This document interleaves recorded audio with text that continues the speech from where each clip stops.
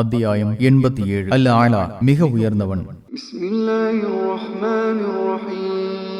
அளவற்ற அருளாளனும் நிகரற்ற அன்புடையவனுமாகிய அல்லாஹுவின் பெயரால்.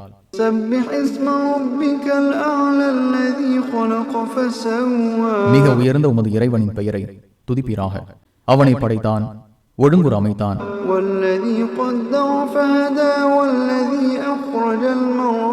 அவனை நிர்ணயித்தான், வழிகாட்டினான். அவனை மேய்ச்சலுக்குரியதை வெளிப்படுத்தினான். பின்னர் அவற்றை உலர்ந்த கூலங்களாக்கினான். முஹம்மதே, உமக்கு ஓதி காட்டுவோம், நீர் மறக்க மாட்டீர்.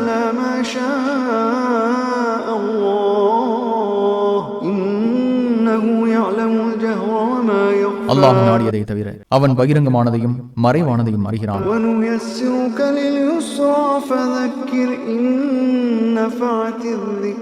முஹம்மதே, எளியதை உமக்கு மேலும் எளிதாக்குவோம். அறிவுரை பயன் தருமானால் நீர் அறிவுரை கூறுவீராக. இறைவனை அஞ்சுபவன் படிப்பினை பெறுவான். துர்பாக்கியசாலி அதிலிருந்து விலகிக் கொள்வான்.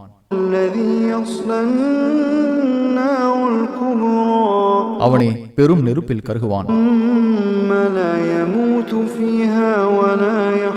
பின்னர் அதில் சாகவும் மாட்டான், வாழவும் மாட்டான்.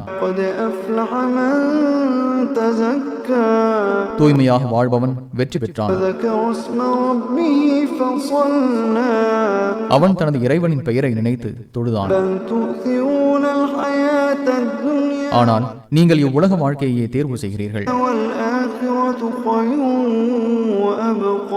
மறுமையே சிறந்ததும் நிலையானதுமாகும்.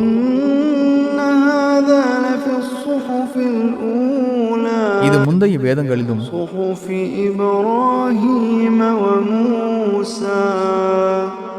இப்ராஹிம், மூசாவுடைய வேதங்களிலும் உள்ளது.